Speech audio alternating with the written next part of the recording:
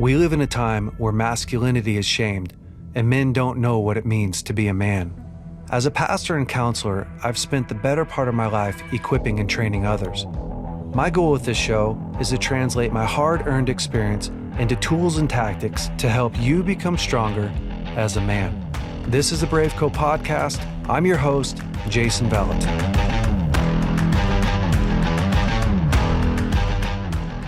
Happy Father's Day, everyone. Man, hopefully you guys are having an incredible day. Maybe your kids made you some pancakes, or maybe your wife's going to make you an elk steak tonight or something good like that. But this episode is going to be awesome. I'm with my really good friend, Dave Harvey. It's all about fathers and fathering. So hope you enjoy it. All right. Hey, BraveCo men. This week I have my good friend, Dave Harvey, with me. Dave is the director of BLN, Bethel Leaders Network. Yep. And I'll let you explain that in a little bit. You also have a beautiful wife named Taff and 3 incredible kids. 3 boys. Yes. Actually. So you are steep in manhood, manliness, masculinity. Yeah. But Dave, thanks for coming on today. It is an honor, and hi, all the BraveCo men. We love what you guys are running after. This is amazing. Yeah, it's so cool. We're going to get into kind of how we partnered together in increase in what you did over there in a little while. But we've been together for a long time, running together. Yeah. We both worked at the Bethel School of Ministry for, quite a while. What year did you come here? Oh, 2009. So we've been here almost 13 years. So wow. I don't know, 2012 I was brought on staff, and just for everyone to know, Jay was always the most fun guy in the staff. He would randomly attack us, and it was game on. So, physically wrestling in an admin department, bodies, everything. It was intense. So and I think it was you and I. We had kind of practical jokes going back and forth. Oh yeah. And gummy worms. I think I in won the freezer. That one. I don't know. Yeah, really? I realized that you don't have a tap out button. You're just going to keep escalating. No. So I went, I'm going to tap out. This is it's true. It was good. I have a problem with that. So I kind of have to warn people, like, if you start something, I typically go overboard trying to finish it. Yeah. And that I have, during my honeymoon, that didn't work out very well. I didn't know. It wasn't specifically on my honeymoon, but wasn't like anything sexual, but my wife would try to like fight. And you would like fight. Well, I wouldn't fight, but I would dominate. I would like hold her down, and then like she would splash water on me, and I would put her in the shower. Oh my with all her clothes on. Yeah, gosh. Well, I wasn't even trying to be mean. I just thought this is funny until she's in tears, right? Just crying. Oh. And she would always say like, I go like you're it, and you go, bah, you lose. As she's crying, saying that. So I had to learn a few things about myself. Ouch. So anyways, yes, we've known each other for a long time. I remember being afraid of you. In Australia, the leadership culture that I came from was kind of like you get in trouble a bunch, and so I was like, oh, that's Jason Ballard, and can't look him in the eyes. And I remember first time I could look in the eyes, it was such a cool moment just to see the Father's love coming out of you, and the you're just such a champion of people. Thanks, bro. So I love it. Yeah, we've known each other for a while. It's been fun. It has been fun, and man, what you and Taff do at Bethel Leaders Network and championing people and all the leadership and teaching and is just phenomenal. So I want to dive in though. I want to hear about your story because you didn't grow up in the United States. In case you guys can't tell, he's got a weird accent. I'm a dingo. You are a dingo. That's an Australian dog, if you're wondering. And they sometimes kill babies, but anyway, it's a whole thing. God. But so we grew up in Australia. I was one of 4 boys. So I grew up with all boys runs in your family. Yeah, the whole boys thing. Wow. Don't know how to make a girl still to this day. If anyone can tell me, we tried all. We can talk afterwards. So yeah, grew up, and the baseline of the story was, from a young age, I was that kid. I grew up in a Christian home. Mum and dad loved the Lord, word of faith, positive, great parents. Very poor, like we didn't have much, but that was cool. We would be locked out of the house between coming home from school and dinner time, because we would just eat everything. Like, we would empty the cupboards because we didn't have much money. Mum would be like, you can eat one thing and then you're out. And so she'd lock us out, and we'd go into creeks and rivers. And were you out in the wilderness? Or yeah, just like the bush? Is that what they call it? Yeah, the bush. In the Australian bush, and some kangaroos. There's some snakes and stuff, but you don't worry too much about that. So we were out killing stuff and blowing stuff up and just having some fun. But that was our childhood. And are you the oldest or middle? Or I'm youngest? the second. So older brother 6'4", I'm 6'2", and then a 6 foot third, and then the fourth is a 6'4". So we're all kind of tall, and for Australians anyway. And then good. We're all like so close. Everyone loves the Lord. They're pursuing the Lord with their families. They got kids. Wow. One day we'll get back to see them. We haven't been back for a while. But growing up, I was always that kid that would get the visiting prophet. We didn't have a prophetic culture. We'd have a prophet come in every 2 years, and we like pick people out. And I'd always get picked out. That skinny little white kid up the back, get up. And I'd hate it. I felt like Joseph sometimes, because I kept getting the words from these prophets that you're going to be an evangelist, you're going to see people healed and travel the world. And all my brothers were like, "Oh, you got another word?" And I was like, "I don't want them. I honestly don't want them. They're just coming." Anyway, fast forward, became a teacher. That's a whole story. Like a school teacher? Yeah, I never wanted to be a teacher. The Lord led me into it. Wow. And every year I wanted to quit university, and he said, "Stay there." And it was the most profound thing. And I remember in my 4th year of university, I'm like, God, I hate it. Who wants to be in school with kids that don't want to be in school? I don't want to be in school. Neither. And they don't want to be in school. And he said, change your attitude. It was like the most random word over me. And I'm like, change my attitude? Can I change my attitude? And I'm like, I can change my attitude. So I remember sitting at the table as a university student, in our kitchen. I'm like, I love teaching. I am going to be a great teacher. And I just said it like 4 or 5 times, and it was, grace came on me. And then, so you were like, all right, I got to change my attitude. I got to change the way I'm talking about this. Yeah. I got to partner with what God's telling me. Yeah. And something happened. And it released grace, because I decided, I don't know if I decided to change my attitude or I just agreed with him giving me the help to, but I changed. And then Taff's dad, my wife now, got me the job, my first job. And then she would come up after high school. So she's a little bit younger than me. She was 8.5 years younger. Golly, now, Dave. Don't go there, Jay. Just say it was all legal. 8.5 years younger.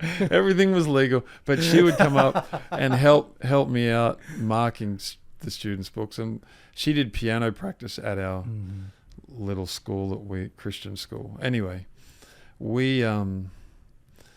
that's a whole nother story. I said, all right, God, I'll be a teacher. And I just don't want to be in a Christian school. I don't want to be with Christian kids. I want to be with real kids with real problems.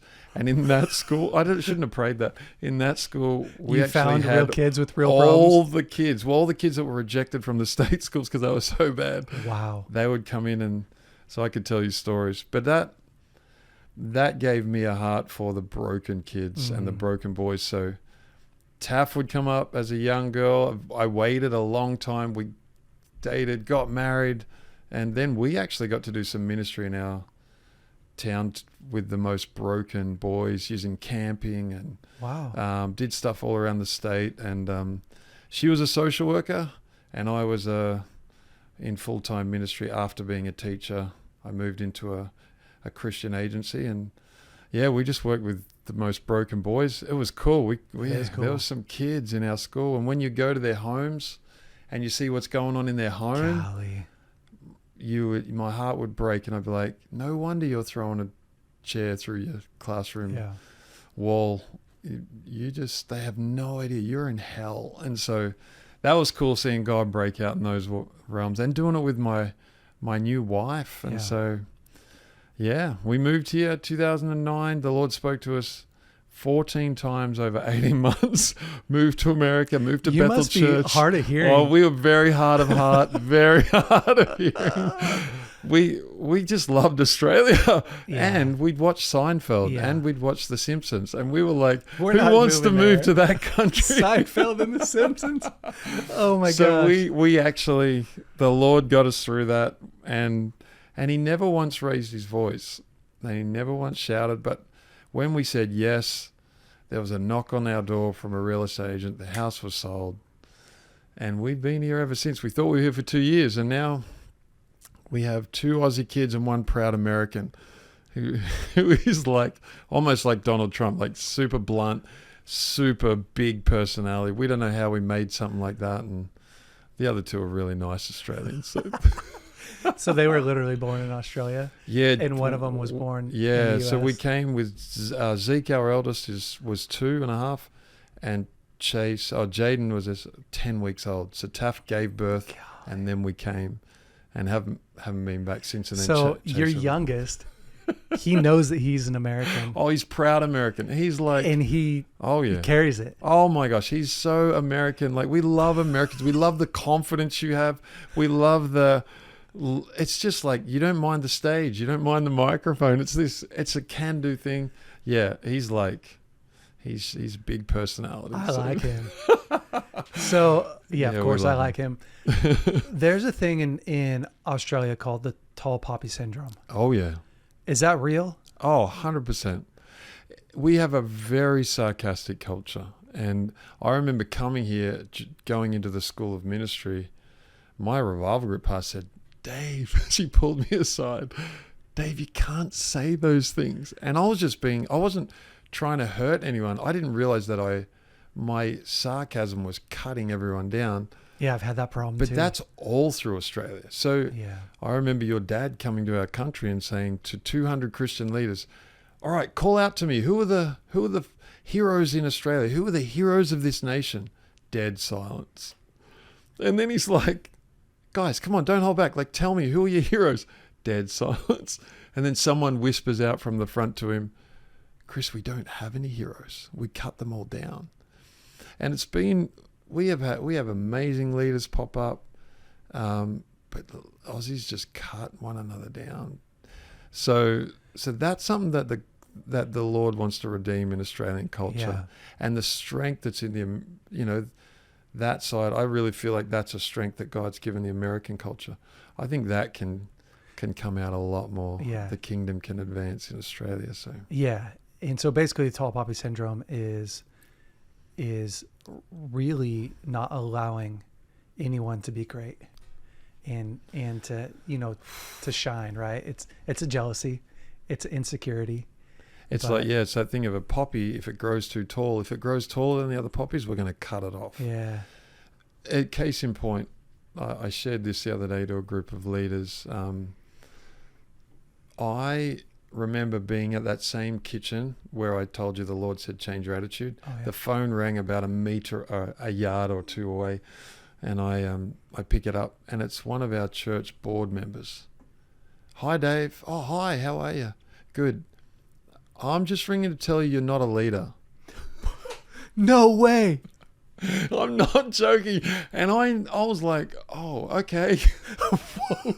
Wait, a guy calls you to tell you. Yeah, in church leadership. So is your brother there? He's a leader. Like, where's your brother? And so anyway. No way. And that was how they brought my brother to be the youth pastor in this church. And I'm sitting there going, oh, that hurts. Anyway, so that was kind of that. And I don't know. I don't think he meant anything malicious. Bro, listen. But as a young guy, that hit. Anyway, fast forward. What was that guy's name? I'm just kidding. To tell you. You'll take it too far. You'll be like, but fast forward how the Lord, and this is probably a message to everyone listening, God, the enemy tries to steal. Yeah. But wherever the enemy tries to steal, the Lord, he doesn't just pay back to zero. He repays back with a double portion. Yeah, it's true. And I can tell you, so many parts of my manhood story have been redeemed. So now Taff and I run the Bethel Leaders Network for probably one of the greatest moves of God, greatest churches in the world. We humbly get to lead leaders and connect leaders all around the world in some of the most amazing cities and in spheres, like leaders in spheres that are innovating. And I sit there going, oh God, you're never finished with any one of us. So it's so cool because, you know, the area that we get pushed back in, the area that we don't have a lot of confidence in, the area that we're afraid of, right? That the enemy's just like, you're not a leader, Dave. Yeah. God's like, how about you're a leader of leaders? How about we do that one? And I just love it. I love that about God. He's so crafty like that. And I know so many men today are out there and they have these things, these names, right? I've talked about it quite a bit recently with BraveCo, but we have these names that we grow up with. Yeah. And they get put on us. Yeah. And for my dad, it would be like stupid ass, right? His stepfathers used to call him that. Yeah. And so you grow up with that inside of you and you think that that's who you are. And for me, one of them was irresponsible. Wow. Because I would take the trash, I'd get it almost out and I'd see my brother playing video games and I'd forget the trash and I'd go, and I'd just do that over and over and over again. Maybe a case of ADD, maybe just being a boy. Right. Yeah. And so I would have this thing like, oh, Jay, you're irresponsible. But God so wants to change those names in us. He wants to give us a new name. Yeah. And, Bible's full of that, isn't it? Like it is. Even the father of our faith, how he changed a name. Yeah. And it's an important thing that we listen to our self-talk and listen to the names we may even... So someone's told us we're X, Y, and Z and it's negative. But then when we own that and when we tell other people or we behave that way, we're just partnering with a stronghold. And could you imagine if you would have kept that guy's voice in your head? Oh. Dave, you're not a leader. Yeah. Right. And not only that, but you're an Australian. Like, how dare you even think that you should be a leader? Because for years, like, we tear everyone down. Yeah. Who wants to be, man, it completely cut off your future legacy and rip everyone else off of this gift that you are. It's and the awesome. Beauty is now seeing what my boys are going to step into. You know, what our boys are going to, the leaders they meet, the places they get to go, and this culture that you guys have built, that we're building, it's going to change the next generation. It's so cool. I'm pumped. It's so cool. Tell me a little bit about your relationship with your dad. What was that like? Oh man, this is a good question. My dad, I'll tell you a story which probably encompasses my dad. So the good things about my dad, he loved the Lord. So he would be sitting down in his basement listening to Billy Graham for 2 hours in the morning. But he was a cleaner. So, and worked hard. He taught me hard work, taught me to love the Lord. Yeah. When you say he's a cleaner, like I've watched a lot of FBI shows and where like people get shot, right? And mob shows and they call it like a high school cleaner, like janitor, trash janitor. Who's a janitor? Janitor. And to this day, he's 70 something, runs his own cleaning business still with mum. Okay. So taught me hard work, taught me to love the Lord. He taught me so many things, but because he was a cleaner, he was never around. So they're up early and they're out late. Yeah. And even when he was home, he was checked out. And I remember my dad, you know, we might be playing marbles, me and my brothers, and maybe once in 2 months, Dad might fly in for a second. What are you doing, boys? What's going on? And give me a go of that. Throw a marble for a second. Then he's off and he's back fixing the car. Yeah. The boat, you know, all those things. So there was a moment that happened for me. I remember, and I must have just gotten used to Dads just aren't around. I don't know what it was. No, it's your normal. And mum brought us up pretty much. And so your dad spoke this on Sunday a few weeks ago about many men have been brought up by their mums. Yeah. And that's why they're passive. That's why they're this and that. And I'm sitting there going, KV, you have no idea. That's my story. So I took up Australian football as a young kid, skinny, you know, bony, bit of fight, but, you know, and Australian football, for those that don't know, is 18 aside. It's on an oval. This is not rugby. 18 aside. 18 aside. So 36 players on a big oval, huge oval, and you have to hand pass, so punch a ball, kick a ball to each other and kick it then through some really tall posts. My dad never came. I cannot remember one sporting event my dad came to. Wow. Except once. Check this out. He came to one football game, and we're out in the boonies, we'd say in Australia, like out in the sticks, out in the bush, and we were playing away. And I knew that day my dad was driving up with Mum, and that he was in a car parked around this giant oval. The parents would park their cars, and I knew my dad was there. And now I wasn't like super pumped. I wasn't like, but something changed in me that day. It was insane. I became literally superhuman. Jay, I don't know if I could do it even to this day. Wow. The ball, like there's so many risky moments in football where the ball's kicked up high and you either have to have the guts to wait underneath and mark it, and you just get destroyed if that's you, or, there's so many, every one of those where I would normally run or cower, I became like I was, twice my size, twice my body weight, and I took marks. I remember running over people, knocking the biggest guys over and stepping on their chests with my boots. Then we got like big stops, and I was just like crushing people. I was unstoppable. And I think what it was God was showing me, this is in hindsight now, God was showing me the power of that father bond. Yeah. And knowing that my dad was there cheering for me, changed everything. I got 9 votes that day. So 3 referees are on a field. They all can give up to 3 votes. I got 9 votes that day. I never got votes before or after that. Are those fouls?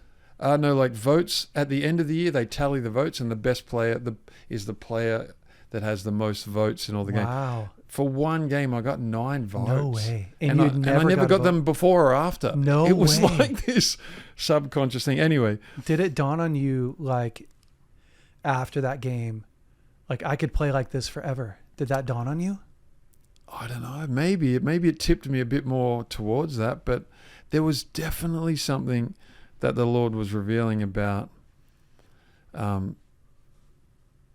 there is power in fathers cheering for their kids. And not only, if you don't have a dad cheering for you, Father God is at every one of your games, and he's on the front of the car standing up yelling, go for it, take him down, you got this.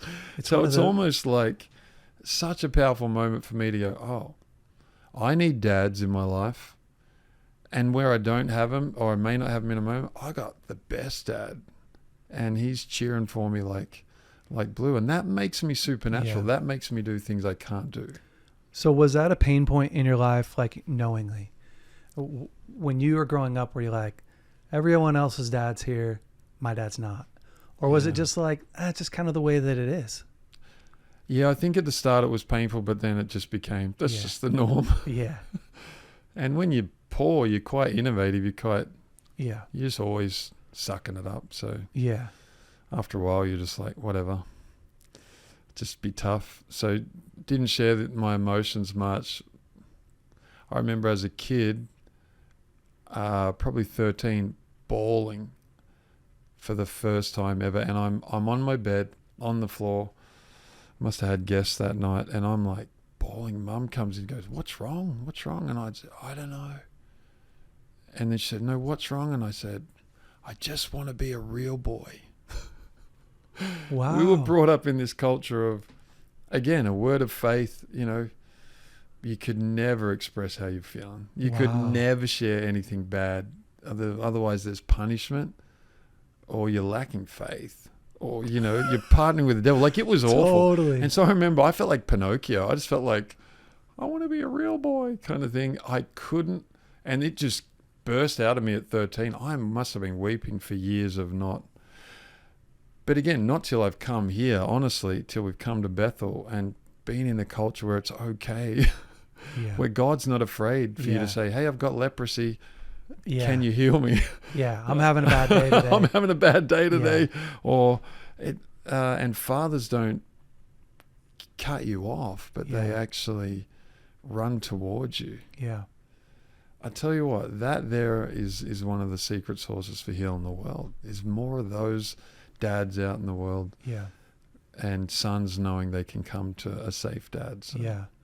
I think it's so challenging. You know, your story, although unique, is not all that unique in the sense that so many men and women are growing up with a father that was there, but maybe checked out, or not even having a dad, right? Yeah. And it really is. I love that picture of your dad coming to one game, and you're like, you see the potential of what happens when maybe your dad imparts courage and he doesn't even know it, right? Yeah. To me, it's a beautiful picture. Courage is something that you can't encourage somebody. I can give you my courage. Yeah. And it reminds me of David and the Mighty Men, and you know, there's tons of stories where these guys were the outcasts, or the ones that nobody loved, nobody wanted, and they get around David, and they're just hanging out, and they become like David, right? They have his courage. Yeah. They're special now. Yeah. Somehow these guys are just special. Yeah. They get the best brought out of them. And when I think about your story, it's really kind of all of our story. And on one way or another it's so hard to imagine God is just sitting on the sideline cheering me on. Really. Yeah. It's hard to know that deep down. Yeah. Do you know what I mean? Like we're pastors. Yeah. We pastor and we teach that stuff. Yeah. But like when you're at home and growing up, it's hard to have that mindset. Yeah. Or like even just raising your kids or having a tough day. It's hard to be like, oh, I'm cool because God's on the sideline cheering me on right now. Like that kind of stuff. The revelation of who God is. Yeah. That starts at such a young age. You know, you have a dad that's disconnected. Oh, God's disconnected. Yeah. You have a dad that's super connected. Oh, God's right here. That's easy to imagine. But it really is a challenge, you know, and I think that some of the greatest breakthrough comes when we are real about, holy cow, I had a dad that provided, like monetarily, and provided food, and those things are awesome, you know, and in some ways did his best, but didn't know how to nurture, didn't know how to bring out, right, the connection, build the strong connection with me is probably really what the word I'm looking for, and that can be a challenge for a young man. And to actually overcome and get to the place where he trusts God. And he knows God. And he feels God there. So it's like, it doesn't matter if my dad's here or not, God's here. Like I rarely feel like that, even at my age, right? It's, you know, it's something that the Lord has made us for, but we are made to connect to him and to connect to physical flesh and blood fathers. So I think sometimes, to your point, if we haven't had that as a kid from our biological dad, I really believe there's grace right now. I can sense it, Jay, in the air. There's grace for people to ask God for fathers and mothers in their lives that they can be real with. But that just see the greatness in them, that see them, you know, future present, not all the junk. And so that's happened in my life. Like now, you know, and I love my dad, and I had to go through counseling, and I just went through that, just recently, where I did a session with John Ash, one of our leaders in Ireland, and I actually had to let out, like I did when I was 13, let out the pain of just, Dad, you weren't there for me. But then embrace my dad at the end of that encounter and go, but I forgive you, and I'm okay with you, and come on inside. And something shifted inside of me when I went through that. So I would encourage men, if you got that, you can go after that stuff with the right counseling, and you can actually resolve some of that. But then, you know, after that, the Lord's He's brought some of the most amazing dads. Like your dad is just priceless. He's a cool guy. To Taff and I, beautifully honest and beautifully, but there's love, even when it's like an iron sharpening iron, there's love. And it's like, you got this. Yeah. It's never like, you're not a leader. It's kind of like, it's like, you're made for this. And even recently, I've had great favor from the Lord with business leaders at different times. And now I've got a guy who's from my dad's country that he was from, and he's a billionaire, and he's just like, let's just jump on a call once a month. And I remember when the offer was made, I'm like, what are we, I've never allowed myself to be fathered. Yeah. I've always just made do with what I had, make it up along the way. Yeah. But now, and then I've got great brothers that I run with as well, like friends that I am vulnerable with. So I've got like these cool leaders that are way out in front. I've got brothers that are around me that we're being even more real with each other and even more vulnerable.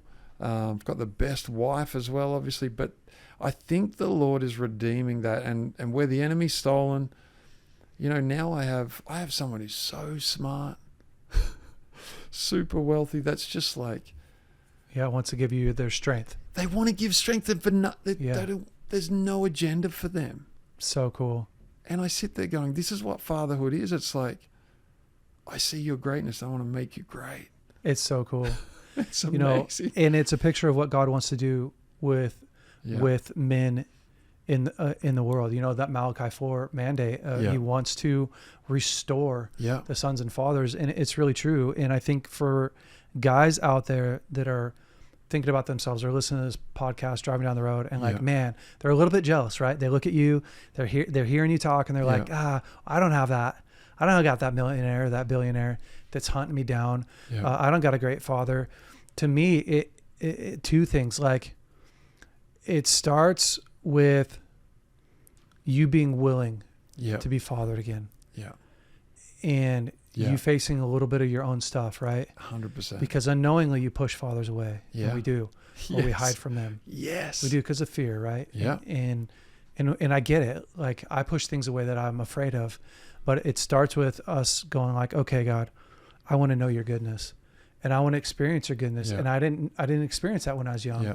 And I want to experience it through men. Yeah. And I want to experience it through you as well. Yeah. And that's why I love what we're doing with discipleship. Like, come on, we're not just giving guys a bunch of information. Yeah. And I know that I'm talking about me, right? Like BraveCo right now, but I think this is why it's so important, right? This is why discipleship is so important. Yeah. Is because in discipleship specifically, I lend my strength to you. Yeah. And you get to lend your strength to me. Yeah. It's this interdependent type of incredible relationship where you get that brother. Sometimes it's father-son type of relationship in BraveCo. Yep. Sometimes it's brother-brother. Yep. Where I'm giving you my strength, you're giving me your strength. And then, so I really think that's why this stuff is so important, because you can go to church for as long as you want to. Yeah. You can be a pastor. Yeah. You can be a pastor like me. Yeah. But until you actually face the stuff that's in your past. So good. Allow yourself to be fathered again. Yeah. Right. And allow yourself to be a real brother where you're there for somebody. Yeah. We're not going to live up to our full potential. And to me, that's the key, right? Like, God wants to unlock our full potential. Come on. And you can't, it's your full potential. Yeah. Here's what I see with your dad. Your full potential is locked up in somebody else. Yeah. Like, dad shows up, full potential's released. Yeah. I'm the same. Yeah. And it's that courage. You know, I learned how to preach because my dad said, "You're going to preach today." Like, wait, what?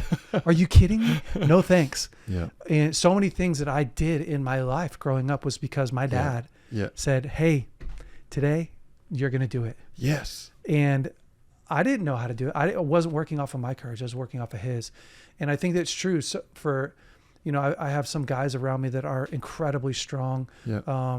some of it's for business with BraveCo and figuring out like, what do we do and how do we run BraveCo? And it's a nonprofit, but it's still business, right? I still have to put on a hat that I didn't have before, but I have these guys who've done it for way longer than I have. And they're going, hey, let's talk through this, Jay. But that's also God. Yeah. Right? Like that's God's gift to me is he's teaching me a new facet of him through my friends. Come on. Which is so cool. Yeah. Because I don't have to figure it all out on my own. Yeah. And I think the enemy wants to get men alone. Yeah, that's the goal, right? He wants the enemy wants to break up homes, wants to break up marriages, wants to break and also the end result of that is I want to get people isolated. Yeah. Even you look at the way the LGBTQ, the fruit of that, it's not a connected society. It's a fragmented, self-centered society. But God came that we would have family. And God started this revival in family in the Garden of Eden and said, let's kick the devil off. And so it only can be accomplished in family. So you gotta realize that if the enemy's got you on a little dirt hole by yourself, that's not God's plan for your life. Get off of it and just get your boat over to where all the people are. Tell someone. It's so true. Just be honest. It's so and true. Start the process of getting truth out, letting the light in. And you watch, don't be jealous of my story because God will probably double my story for you. Like he'll probably give you leaders beyond your dreams. And again, it's not just about us. Mm-hmm. We're not being fathered so we get all healed up and significant. It's for our boys and our girls, our children. Why has God put a billionaire in my life? I know it's not really for me and Taff. It's really because, and he doesn't know this, my boys for years have had prophetic words that they'll be in business and steward finances and all that. I always thought they'd be in ministry and all that, but the Lord's like, no, this is their path. Let's hope. And so I sit there going, God thinks generationally. It's part of their inheritance. Yeah. Yeah, it's true. It's really hard to underestimate the value or overestimate the value of fathers. Yeah. And I think back to that story of the elephants in Kruger National Park. Oh my gosh. Right? It's the craziest, best story. Just to paraphrase it really quick, is Kruger National Park had an overpopulation of elephants. Yeah. And I know you know this story. So good. But just for everyone in the audience. So they devised a plan to create a harness and helicopter one by one these elephants out because elephants are so massive. They couldn't do it any other way. I can't imagine. But the male elephants, the big bull male elephants, were ripping the harnesses. So they moved the smaller elephants and the female elephants over to this other park. And within a very short period of time, they were finding all this chaos in the park, like dead white rhinoceroses. Yes. And so at first they thought it was poachers, but then they realized, well, there's nothing gone. Like the horn's still there. And these things are just like gored and stomped and everything's crazy. So they put up these cameras and started to watch these young bull elephants literally kill all the other wild game, ruin stuff, kill these rhinoceroses, and they're not known enemies. So that's the other thing that you should know is when listening to this, like rhinoceroses and elephants are pretty cool with one another, but what scientists suspected was that these young male elephants were getting stuck in what's called must, which is it's like their mating season, this mating frenzy. Yeah. And therefore they were overly aggressive. And not only that, but they had no one to lead them. Wow. All they had was mom. Wow. And other brothers. Right. So, which is what I love about the story is you can go look it up. Like this is not like something we made up, pastors made up. Like this is a real story. Right. So they fly, they fix the harnesses up. They make them more sturdy. They fly in a couple male elephants, and within a couple weeks, all of it stopped. All of the chaos. Wow. All of the aggression. And it was because the male elephants taught them how to behave. So true. And here's the thing.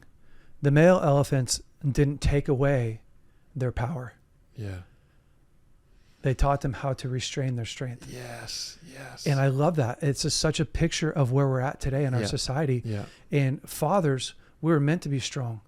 We were meant to be dangerous. We were meant to have a massive carrying capacity in high leadership levels. And we're all called to be leaders. Your friend was wrong. We're all called to be leaders Come on. in our world and leaders of leaders.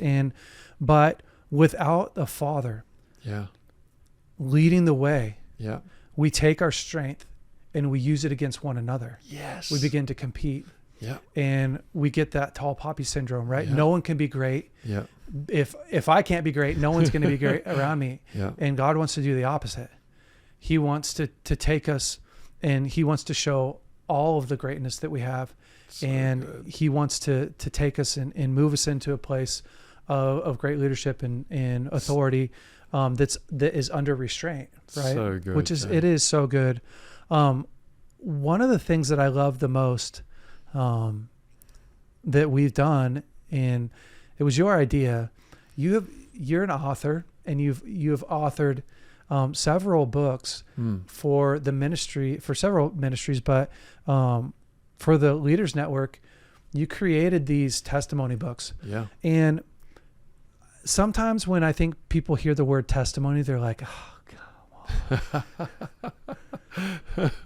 Think about injections of bravery and courage. Yeah. Like that's what a testimony is, right? So true. Like in our culture, we say a testimony is the spirit of prophecy. Yeah. Yeah. Because if God did it for you, right, he can do it for you or for me or for anybody else. Yeah. And so we live and die by testimonies.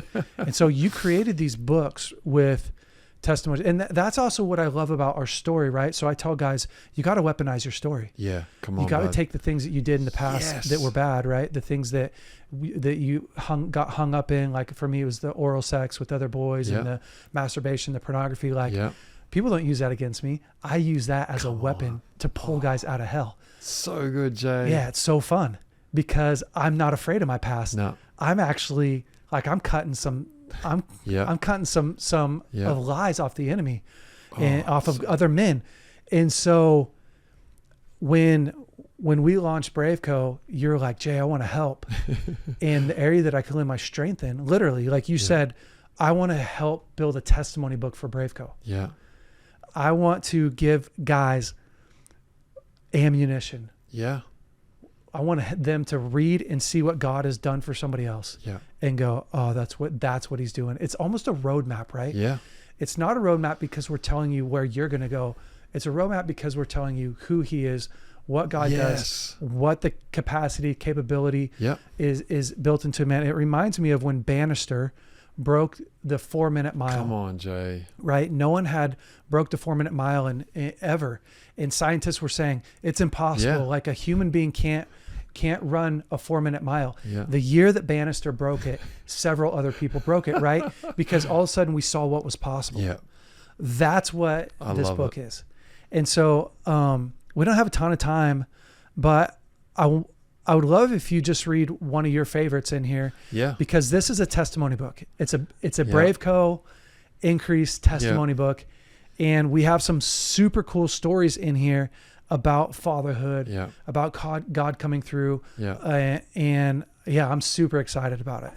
So good. I mean, Jay, you nailed it on the head, the 4-minute mile thing. We've got a world that's like, what is a father? Yeah. We watch all the animations and all the kids shows, and it's all fathers are ditzy and dumb, stupid and not present and all those things. So the Lord just said, hey, why don't you and Jay build a mosaic of what's possible in fatherhood, where I have stepped into fathers, put them on in the realm of raising kids. What are some of the best testimonies in that? Or what are some of the best testimonies where I've put a father on in marriage or in sexuality or in, leadership? And so I love this book. Was a joy to produce in that sense, because I got to mix with some of the most incredible, famous and people you'll never know that are the greatest dads. And so this book it's a treasure. And I mean, you could put it in the bathroom, you could have it on your coffee table. But it's loaded with hope, like you said, Jay. One of my favorites is this one. This one happened with a guy who's in business, and he just had this cry. He said, God, I don't want to be a normal stock trader. He ran his own stock company, so managing millions and millions of dollars. And he's like, God, I want to be like Daniel. So I think he told me he prayed for about 18 months for the gift of Daniel, to know what was going to happen before it would happen. Wow. Do you want me to read it or just want me to summarize it? You can just summarize it. That's fine. So basically, check this out, guys. Just before the COVID-19 thing hit, he said he felt in his spirit the Lord speak and say, go to cash right now. Go to cash. What do you mean? So if you can imagine, he's got, like, let's say he had 50 clients, multi-millions of dollars in each one. Sell everything now, right now. And the market's still going up, like it's been going up for years. This is before COVID was announced or anything. Go to cash right now. So he does it. And then I think it was the next day or 2 days later, kaboom, the market drops. And basically his phone it's lit up, which every investor's phone was lit up. And his client's like, oh no, what's the damage? You know, what's going on? Like, have we lost everything? Because the market, as everyone knows who was in it, crashed. Hammered. And he goes, well, I don't know what to tell you, but we're actually making money, and we haven't lost any, but we're actually making so much money. You guys are better off. So he then began to get known as the God trader. And so his billionaires that were investing with him would tell their friends, oh, you should invest with my guy because he talks to God and God tells him. So now he can't take any more clients, but he's lent into something where Father God was giving him an invitation to innovate. And which is so cool because it's available for everyone, right? Like that's the cool thing about this is God wants to impart wisdom and knowledge and secrets that help us in life and help us to grow. The whole book's full of those. There's like cool color pictures in there. And my favorite thing about the book is this back piece. Oh, I love it. This was such a good idea. We have this part that's called My Letter to a Father. And sorry, it makes me emotional. Like, the awesome thing about this book is you have an opportunity to write in the back how your father's blessed you, or a father in your life has blessed you, and give this book to him as a thank you, and again as like a testimony of what God's doing in men. And so we wanted to create a place where a son, or even a father, could write a story if he wants and give it to his son, and just share his story, what he sees in his son. But we wanted to create that in the back, and a place where you can gift this. And so anyways, I'm super stoked for these. They are on pre-order. So they're not available yet. We tried to make them available for Father's Day, but they'll be available for order right now. Actually, you can go to BraveCo.org, go to our shop page, and order this book. It's going to come soon. And so for Father's Day, it's a great gift. It's a brilliant gift. And I'm just so stoked to have done this project with you, Dave. And it's an honor, Jay. And to have ran with you for such a long time, and to watch you be a leader and a leader of leaders. I would love it if you would just pray for the men, and just maybe impart just a little bit of some courage and faith to them as we wrap up. Well, Father, I just want to thank you for the man that is on the other end of this microphone, that's listening to me pray right now. And Father, I pray for him. I pray, firstly, that he would know that he is seen by you, but more than that you are with him. And and that you are not distant, and you're not disappointed, and you're not angry, but you are there cheering him on. So I pray for the presence of you, great Father, to manifest over men right now, no matter where they're at, no matter if they're in the middle of sin or they're made a big error or they might be in their greatest victory. Would you manifest, Father of fathers? And I pray that anywhere the enemy is stolen, Isaiah 61 verse 7, that instead of their shame, you would give them a double portion. Instead of humiliation, they would shout for joy over their portion. I pray for favor and increase on them, God, that you would bless them where the enemy's tried to steal. Yeah. And I pray for dads around them. I pray you supernaturally bring safe dads around them. And God as well, you ignite in them a fire to become a safe brother or a safe father to other people. God, we pray that you raise up a movement of fathers who are turned towards the sons and daughters and sons who are turned towards the fathers. And we just pray, make it global, God, and bless Jay and BraveCo like crazy. Amen. Amen. Dave, thanks so much for coming on today. And man, it's just so much fun. Loved it. Yeah. And guys, listen, have an incredible week. Be brave and go live a life worth living. Yeah. Something that you love to live. Yeah. All right. See you guys next week. Hey guys, thanks so much for listening to the BraveCo podcast. If you like this podcast, would you please rate it, review it, leave us a great comment. And if you like this episode in particular, share it with your friends and family. That helps us to spread the word. Guys, stay brave. We'll see you next week.